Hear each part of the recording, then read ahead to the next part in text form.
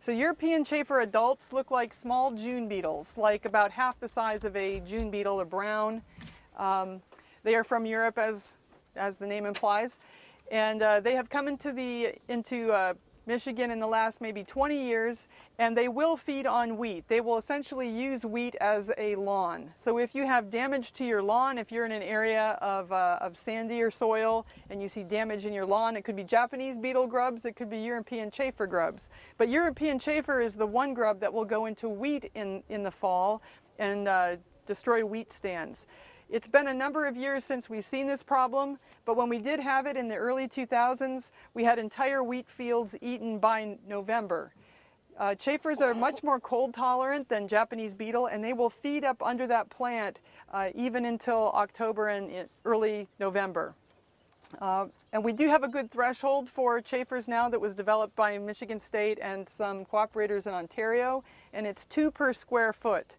So if you had a wheat field that was destroyed in the fall and you wanted to know, or you were going to plant a field and you suspect that there's European chafer in it, if there's more than 2 per square foot, that would not be a field that you'd want to put wheat into.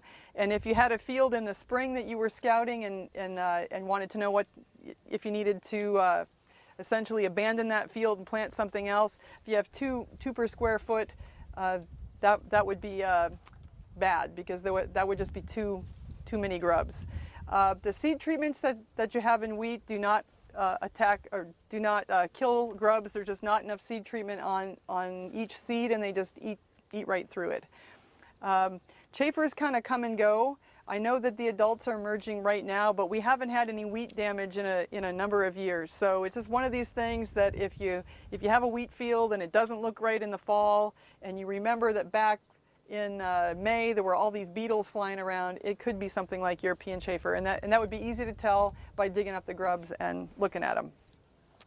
The next pest is cereal aphids. We get cereal aphids that move onto wheat in the fall. They're a much larger problem if you go further south. So if you were in Kentucky south, then you worry about fall infestations that can actually last through the winter and transmit viruses like barley yellow dwarf. But in Michigan, we get some fall colonization, and then we have winter and all the aphids die, and then we have to get recolonized in the spring. And sometimes you get good colonization from south to north, and sometimes you don't get many aphids. But regardless, aphids are just not really a problem in Michigan in wheat. I've seen aphids in wheat, bad enough where the plants were all sticky and the heads were covered with aphids, and that was in North Dakota many years ago, but I've never seen that in Michigan. I call aphids the chickens of the insect world because everybody eats them. So when you do have aphids in wheat, those lower numbers that are feeding down in the head, that's where you get ladybugs and other beneficial insects will come into wheat early, build their populations, then when you harvest wheat, those beneficials go into your cornfield, go into soybean, go into vegetable crops, and take care of insects then. So wheat is actually a place where predators get built up to then move into other crops. So the bottom line with aphids in Michigan, pretty much they're controlled with biological control and with fungus that will kill them. So when you do use a fungicide, you can actually disrupt some of the fungi that kill aphids, and when you use an insecticide, you can disrupt some of the insects that actually eat aphids. We've never seen that as a problem with increased aphid numbers, but just realize that when you target something else like armyworm, you do ding back some of the predators that might be out there. So armyworm would be the next pest. It also cannot overwinter, so it has to be essentially carried up here from south to north in the spring. So our populations first depend on bigger populations that started down south, and then on those populations actually beginning to move up here. So armyworm can be really patchy. There are some years, very rare years, where you have everybody gets armyworm, everybody's infested. But usually it's more of one county here, one township there, where there's a storm front and they were kind of blown in and kind of rained out and into wheat or into the weedy cornfield down the road.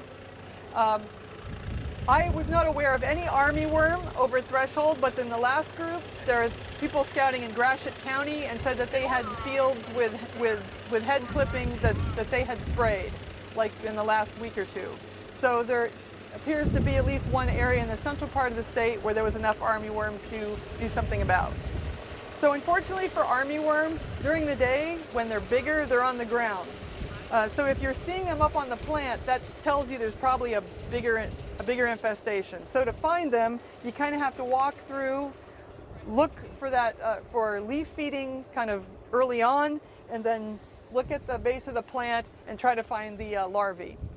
The other thing that they do is they have, for lack of a better word, giant poop pellets, and they're very distinctive. They have a distinctive shape. You're laughing like you know. Have you seen these? Yes, you have. And they're very distinctive. They look almost like giant fertilizer pellets or something. And they don't seem to be very efficient when they eat the wheat. I don't know. So if you see that and then you begin to notice larvae, it's 2 per square foot. So it's hard to judge 2 per square foot. So I do have some pictures in a bulletin that kind of show arrows showing here's 2 per square foot. But if you can part a row like this and you're seeing 2 down there and 2 and 2 and 2, and there's actually leaf feeding, you want to protect that flag leaf eventually. That would be a sprayable population. Now, armyworms also get eaten by a lot of things. When they're small, there's lots of predators out there that will attack them. They're a nice juicy meal. There are parasitoids, wasps, that will attack them, and they also have fungi and viruses that attack caterpillars. So if you see a caterpillar dripping off the plant, that's been killed by a virus. If you see a kind of a fuzzy caterpillar, that's been killed by bacteria or by fungus. So if you are going to scout, you kind of can note how much of the population looks sick, because sometimes you get a large percentage of the population where you got free biological control and you don't need to treat. If you do need to treat, pretty much any pyrethroid would be pretty good. They will crawl up and down the plant and crawl over that residue and essentially kill themselves by exposing themselves to residue. But once you get to a worm that's about 1.25 inches, those are too big to spray. They're going to pupate soon. They don't die as well, and that's probably too late for anything to actually happen. When you do spray again, remember that when you put that insecticide on, you killed the armyworms, but you're probably killing the ladybugs and some of the other things out there that were beneficial. That's just what happens when you spray any of these pyrethroids. They're going to kill essentially everything else out there. It's just what happens. What else about armyworm? Blah, blah, blah, blah, blah, blah, blah, blah, blah. No, I'm done. Okay. And then last is cereal leaf beetle. When I got here, I knew that cereal leaf beetle was a very famous story. So cereal leaf beetle was introduced into the United States in the late 50s, early 60s, was first found in Berrien County, Michigan. I don't know what's special about Berrien County, Michigan, but that's where it was first found. And there was a huge biological control program by the federal government and with Michigan State University to go overseas, find beneficial insects and bring them back. And there was a big biocontrol lab in Niles, Michigan that closed not too long ago, where all of the parasitoids against this insect were reared. And those were spread all around Michigan in the 60s and then all around the United States where this pest had moved. And it's one of the biggest success stories in biocontrol. So when I got here, I didn't see cereal leaf beetle for a few years until probably 8 or 10 years ago. I got a call from Montcalm County. It was an Amish farm that had rye. It wasn't wheat, and the field was white. So when you get cereal leaf beetle feeding, the feeding will end up typically up on the flag leaf, and this is very light feeding, but you can pass this around and look at it. It's a scraping damage. There's some here, and I got some more.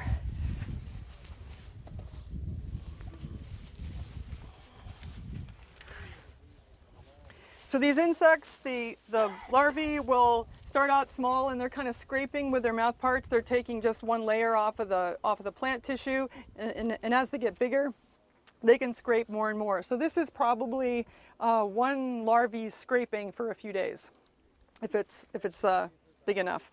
But if it gets bad enough, every flag leaf will be scraped so that there's nothing left. So if you can imagine, the field will look like it's frosted. It'll look white.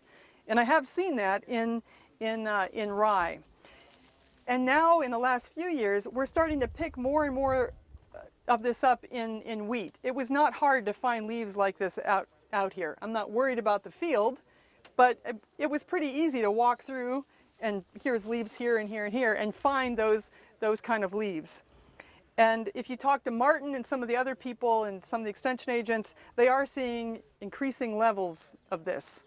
So I do have larvae.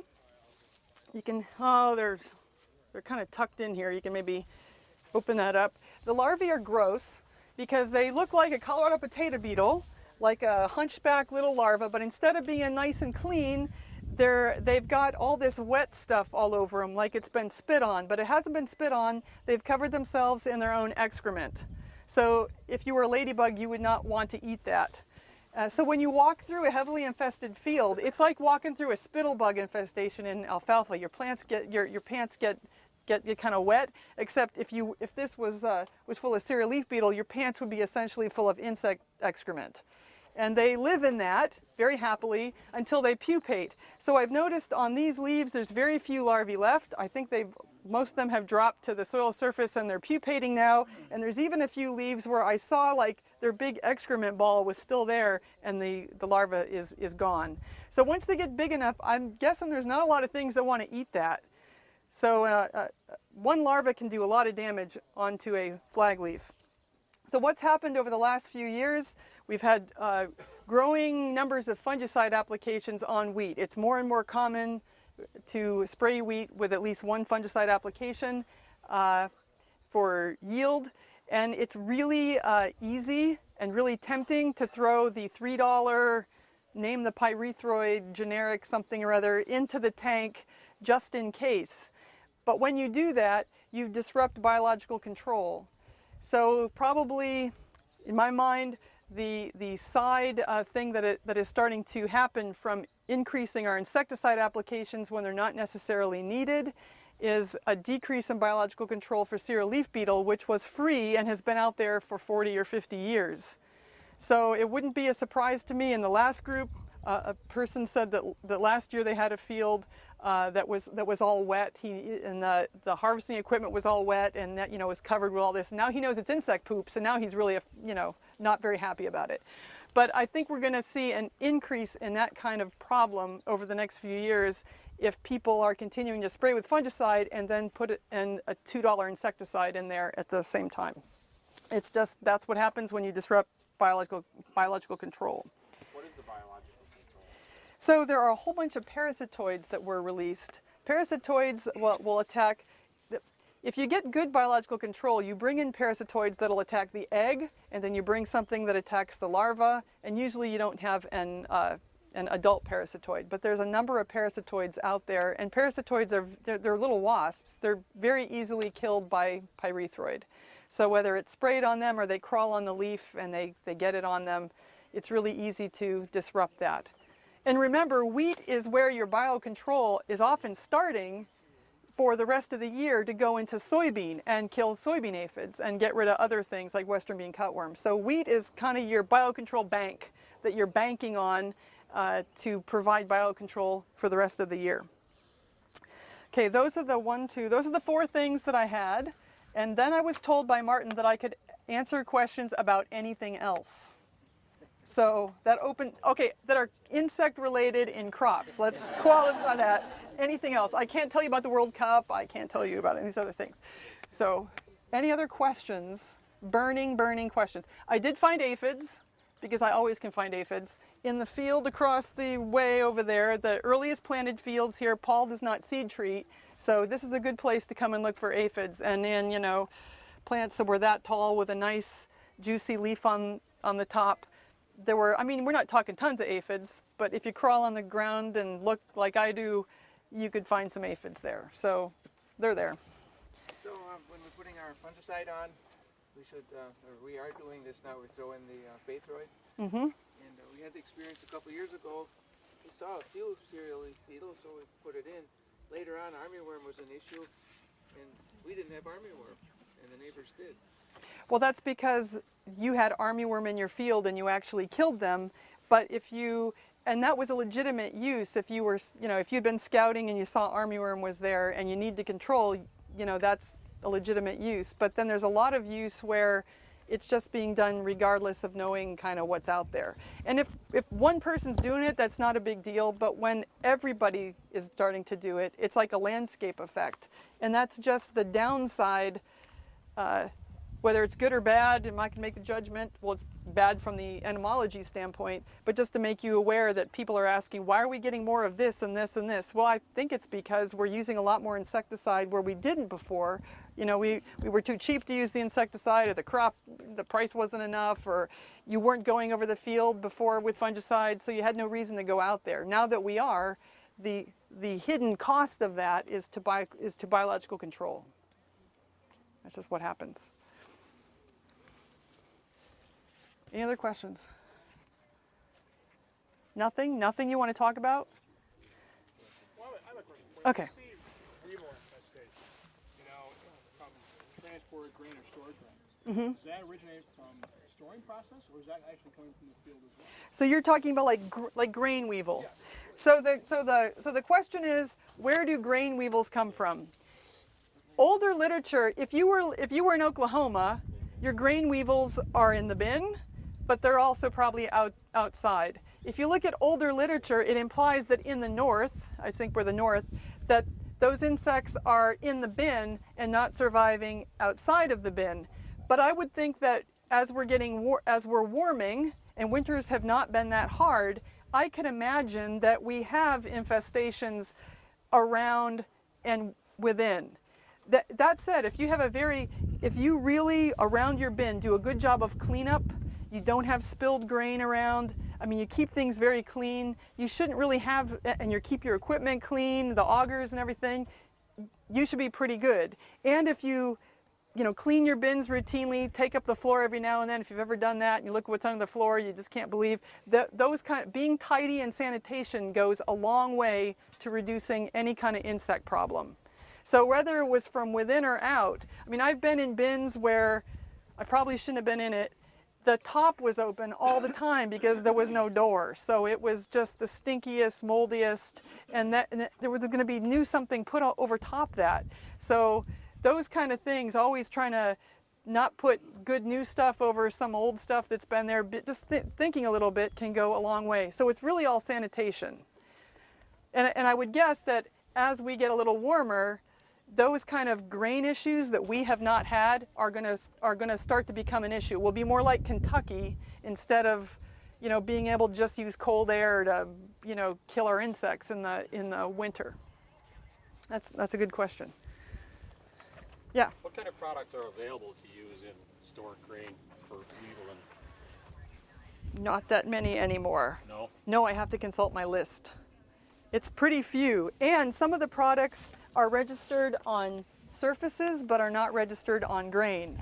So because I don't do a lot of stored grain, I won't say it out loud on tape until we can talk. Later? Yeah, because I don't want to make a mistake. Because when you get to grain, I have no background in grain storage, but I'm supposed to cover it. So anytime you're dealing with fumigants that can kill people, how those are used, that gets to be it's something I don't have a lot of experience in, and I don't want to kill somebody or have grain contaminated. You want to be very careful. So I have my list that I consult and I look at every year, and there are products that you can spray on augers and in wagons and in the bin, and you have to be careful because those aren't the same, or in rail cars or whatever. That isn't what you can necessarily put on grain.